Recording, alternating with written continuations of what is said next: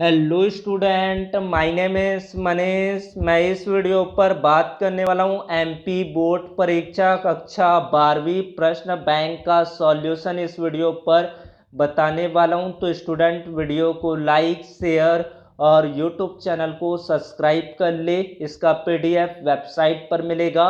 Website का link description पर या तो गूगल पर टाइप करें parmeshwaricoaching.com।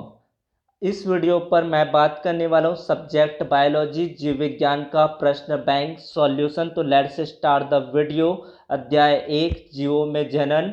सही विकल्प चुनकर लिखिए। तो सारे चैप्टर पर मल्टीपल चॉइस क्वेश्चन दिए रहेंगे, उनको अपने टाइम के अकॉर्डिंग देख सकते हैं। रोज अपने रूटीन के हिसाब से इसको याद कर सकते हैं। एक शब्द एक वाक्य पर उत्तर दीजिए। अति लघु उत्तरीय प्रश्न में मोस्ट इंपॉर्टेंट है 2 अंकों के प्रश्नों के लिए कायिक प्रवर्धन क्या है, वेरी इंपॉर्टेंट है। ऋतुस्राव चक्र को परिभाषित कीजिए, ये क्वेश्चन भी अच्छे से याद कर लेंगे। उसके बाद पुनरुद्भवन क्या है, सिर्फ परिभाषित करना है। पुनरुद्भवन क्या होता है उसको बताना है यहाँ पर।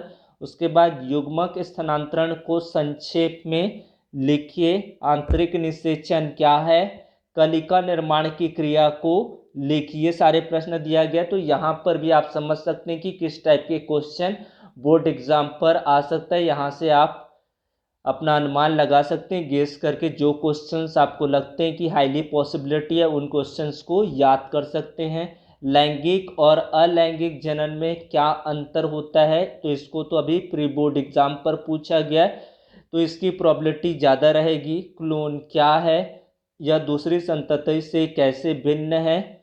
उसके बाद है जीवों में जनन क्यों आवश्यक है, कौन सा निषेचन अधिक प्रगत है, बाह्य निषेचन या फिर आंतरिक निषेचन, कारण दीजिए। मोस्ट इंपॉर्टेंट क्वेश्चन रहेगा।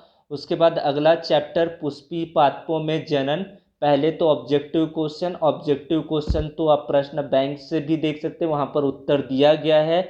उसके बाद देखते हैं अति लघु उत्तरीय प्रश्न में क्या क्या बोर्ड एग्जाम पर आ सकता है। अनिषेक जनन क्या है, वेरी इंपॉर्टेंट। विपुंसन से क्या तात्पर्य है, ये questions very very important question. बहुभ्रूणता क्या है, निषेचन किसे कहते हैं, ये भी वेस्ट इंपॉर्टेंट क्वेश्चन है। जो 4-5 क्वेश्चन स्टार्टिंग के दिख रहे हैं वे वेरी वेरी इंपॉर्टेंट क्वेश्चन है, उसको अच्छे से याद कर लेंगे। टैपिटम से क्या तात्पर्य है, प्रसुप्ति से क्या तात्पर्य, कुछ नए क्वेश्चंस को भी यहाँ पर इंक्लूड किया गया है। उसके बाद लघु बीजाणुधानी और गुरु बीजाणुधानी के बीच अंतर स्पष्ट कीजिए। 3 अंतर की जगह 2 अंतर भी पूछा जा सकता है बोर्ड एग्जाम पर।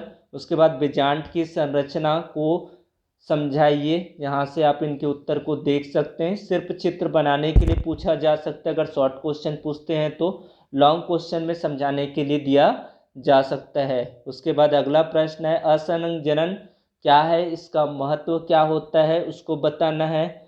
माइक्रो प्रोपोगेशन किसे कहते हैं, तो ये भी इंपॉर्टेंट क्वेश्चन है। प्रश्न नंबर 6 टिक कर लेंगे अच्छे से। स्वपरागण और परपरागण के बीच अंतर स्पष्ट करना है, इस तरह से आप उनको अंतर स्पष्ट करेंगे। प्रश्न 4 भी वेरी वेरी इंपॉर्टेंट क्वेश्चन है। त्रिसंलयन क्या है, यह कहाँ और कैसे संपन्न होता है। त्रिसंलयन में सम्मिलित न्यूक्लियाई का नाम बताइए। उसके बाद अगला चैप्टर है मानव जनन। तो ऑब्जेक्टिव्स को बता दिया कैसे करना है। ऑब्जेक्टिव का क्वेश्चन वहाँ पर भी दिया गया है, यहाँ पर भी दिया गया, उत्तर सहित प्रश्न बैंक में दिया गया था। अति लघु उत्तरीय प्रश्न देखते हैं। शुक्राणु जनन को परिभाषित कीजिए, तो ये अंतर पर भी आ सकता है। शुक्राणु जनन और अंडाणु जनन में अंतर स्पष्ट कीजिए। मानव शुक्राणु का नामांकित चित्र बनाइए। उसके बाद है आर्तव चक्र, वेरी वेरी इंपॉर्टेंट क्वेश्चन है। आर्तव चक्र हो गया, प्रसव क्या होता है, ये 2 क्वेश्चंस अच्छे से तैयार कर लेंगे। अभी से जो जो क्वेश्चन बता रहा हूँ उसको अच्छे से टिक कर ले और उसको अच्छे से याद करना स्टार्ट कर दे। प्लेसेंटा के क्या कार्य है उनको बताना है, या फिर प्लेसेंटा अपरा क्या होता है उसको परिभाषित करना है। तो परिभाषा को याद कर सकते हैं, अपरा क्या होता है, और उसके कार्य को भी याद कर सकते हैं। 2 पॉइंटों में आपको इसको डिफाइन करना रहेगा। उसके बाद गैफियन फॉलिकल का नामांकित चित्र बनाइए। सेमिनल प्लाज्मा के मुख्य घटक, ये वेरी इंपॉर्टेंट क्वेश्चन है क्योंकि ये न्यू टाइप के क्वेश्चन लग रहे हैं और इस तरीके के क्वेश्चन को बोर्ड में इंक्लूड किया जाता है, क्योंकि हर बार एक तरीके के क्वेश्चंस नहीं आते, तो आपको इस तरह के भी क्वेश्चंस को देखना बहुत ज़रूरी है। वृषण उदर गुहा के बाहर क्यों पाए जाते हैं? शुक्राणु जनन किस प्रकार होता है? रेखा चित्र द्वारा समझाइए। तो इस तरह से आपके क्वेश्चंस बनते हैं, मोस्ट इम्पॉर्टेंट क्वेश्चन। उसके बाद है वृद्धि प्रावस्था, परिपक्व प्रावस्था, ये सारी चीज़ दिया गया, तो यहाँ से आप देख सकते हैं। और एक क्वेश्चन यहाँ पर इम्पॉर्टेंट लग रहा है, प्रश्न क्रमांक 3, माँ के दूध को नवजात शिशु के लिए सबसे अच्छा क्यों माना जाता है? रीजनिंग क्वेश्चन है, अच्छे से इसको याद कर लेंगे।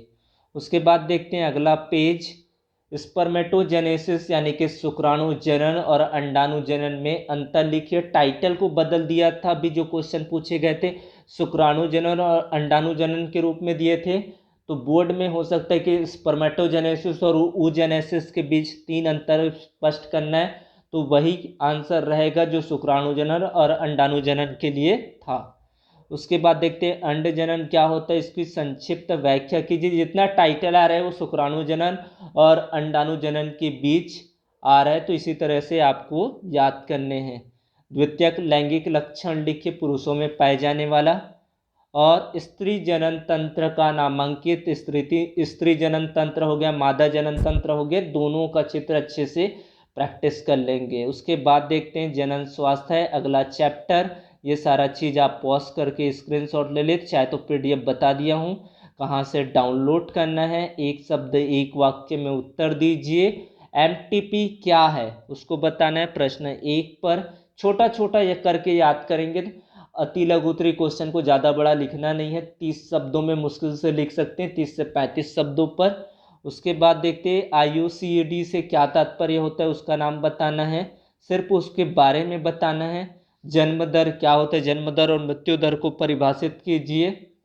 गर्भ निरोधक गोलियों में उपस्थित हार्मोन का नाम बताना है, तो उसमें कौन सा हार्मोन होता है, एस्ट्रोजन एंड प्रोजेस्टेरिन होता है। उसके बाद देखते हैं समाज में जनन स्वास्थ्य के महत्व के बारे में 3 विचार को लिखिए। यहाँ से देख सकते हैं, ये वेरी इंपॉर्टेंट क्वेश्चन है।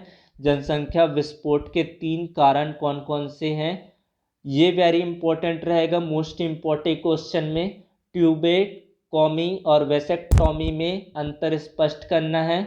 और उसके बाद अगला प्रश्न आया जाता है एमनियोसेंटेसिस क्या है, अभी प्री बोर्ड एग्जाम पर पूछा गया है, मॉडल पेपर पर भी दिया गया था इस प्रश्न को।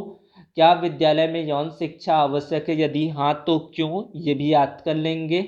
ये सारे क्वेश्चन जितना दिख रहा है आप अपने आधार पर भी अनुमान लगा सकते हैं, गेस कर सकते हैं। अध्याय 5, इसमें मेंडल की सफलता का सबसे प्रमुख कारण बताइए। कारण यहाँ से देख सकते हैं। प्लाज्मोजिन्स और योज्य जिन्स किसे कहते हैं, दोनों को आपको समझाना है। ये वेरी इंपॉर्टेंट क्वेश्चन, इस क्वेश्चन को तो छोड़ना ही नहीं है। मेंडल का प्रभाविता नियम लिखिए क्या होता है। उसके बाद एक संकर क्रॉस और द्विसंकर क्रॉस के बीच अंतर स्पष्ट कीजिए। उसके बाद अगला प्रश्न आ जाता है मेंडल के पृथक्करण नियम को उदाहरण सहित लिखिए। वेरी इंपॉर्टेंट क्वेश्चन है ये। इस तरह से यहाँ से देख सकते हैं डाउन सिंड्रोम क्या होता है उनको बताना है। टेस्ट क्रॉस और बैक क्रॉस, ये 2 अंतर, जीनोटाइप और फिनोटाइप में अंतर, और टेस्ट क्रॉस और बैक क्रॉस को समझाइए। वेरी वेरी इंपॉर्टेंट क्वेश्चन है, इन क्वेश्चन को तो बिल्कुल अच्छे से कर लेना है। बिंदु उत्परिवर्तन क्या है, एक उदाहरण दीजिए। क्लाइफेंटर सिंड्रोम क्या होता है, ये भी याद करेंगे डाउन सिंड्रोम के साथ। और ये 7वां प्रश्न वेरी वेरी IMP क्वेश्चन है, स्वप्रभाविता और अपूर्ण प्रभाविता को समझाइए। उसके बाद यहाँ पर सारे क्वेश्चन देख सकते हैं। अभी बहुत सारे क्वेश्चन जो प्री बोर्ड पर दिए गए थे उन क्वेश्चन को भी अच्छे से देख लेंगे।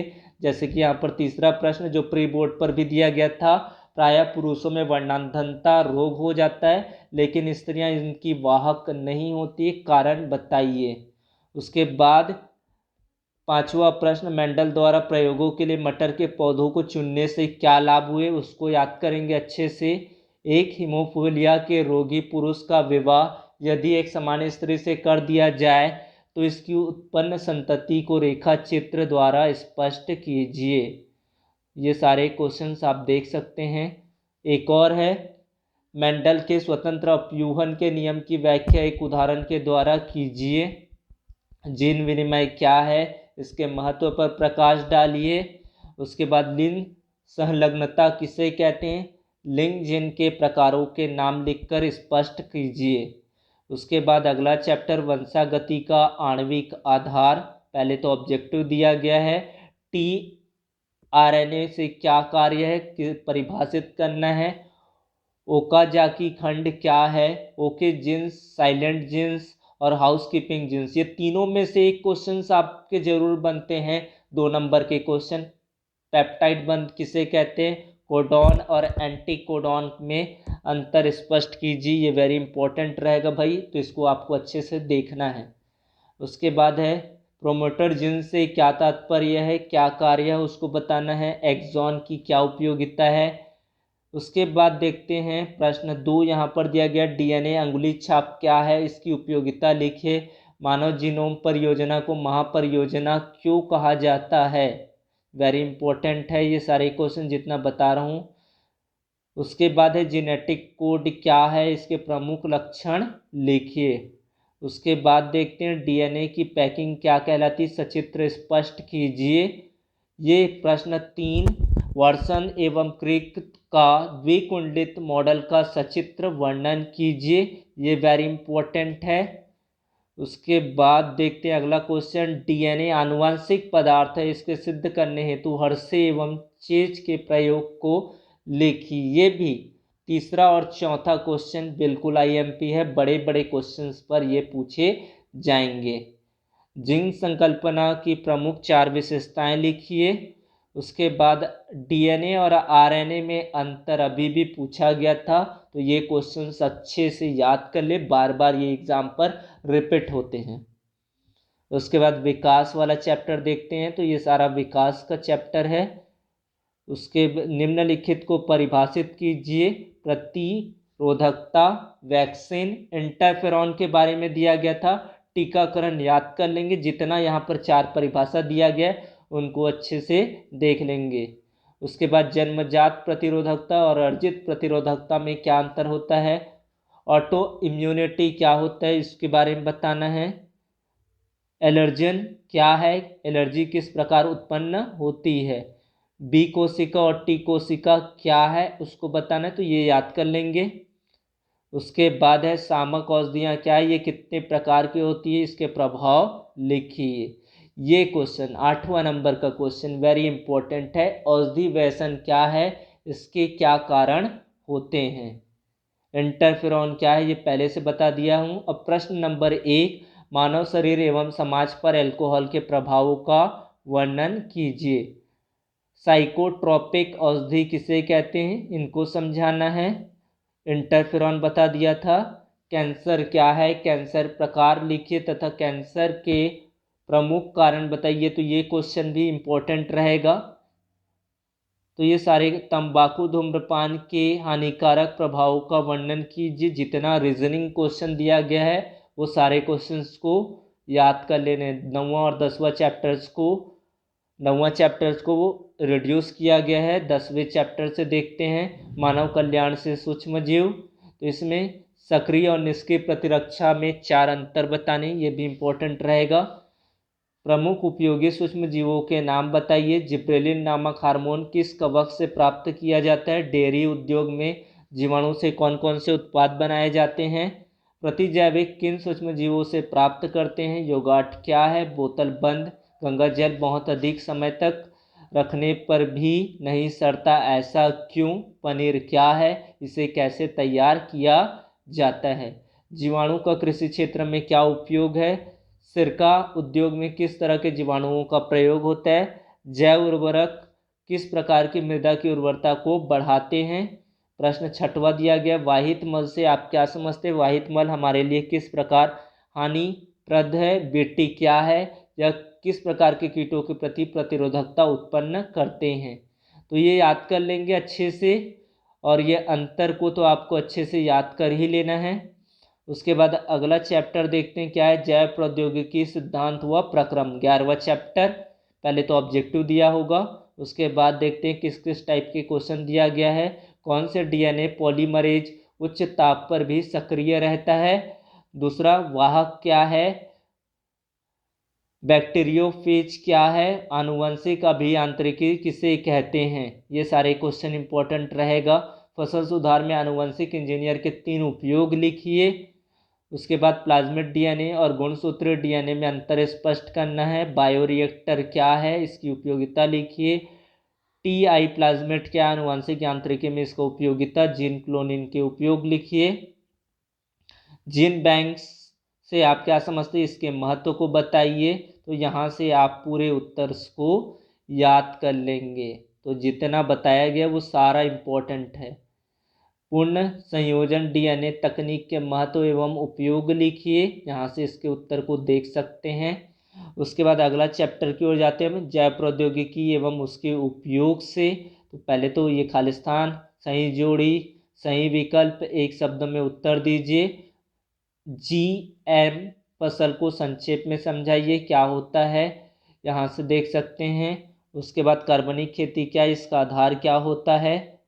दोष मुक्त कृषि क्या होता है, ये सारे क्वेश्चंस यहाँ से देख सकते हैं। जीन लाइब्रेरी या जीन बैंक क्या है, इसे तैयार करने की विधि लिखिए। पारजीनी जीवाणु क्या है, एक उदाहरण द्वारा वर्णन कीजिए।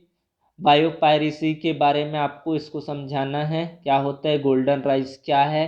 स्टेम सेल प्रौद्योगिकी क्या है। क्राई प्रोटीन क्या होता है, इंपॉर्टेंट क्वेश्चन है। जितना बताया जा रहा है वो सारे इंपॉर्टेंट ही रहेगा। तो इसी तरह से आपको एक प्लान के थ्रू आपको अच्छे से याद करना है। यहाँ से देख सकते हैं पूरा दिया गया है। कृत्रिम रूप से इंसुलिन का निर्माण किस प्रकार किया जाता है। उसके बाद अगला प्रश्न है, प्रतिबंधन एंडोन्यूक्लियस क्या है या किस प्रकार कार्य करता है। इंटरफेरॉन क्या है, इसके 3 प्रकार लिखिए। तो यहाँ से पूरा देख सकते हैं। जीन उपचार विधि का उपयोग भ्रूण उपचार में किस प्रकार किया जाता है। इस तरह से आपको सारे प्रश्नों को एक बार अच्छे से देख लेना है।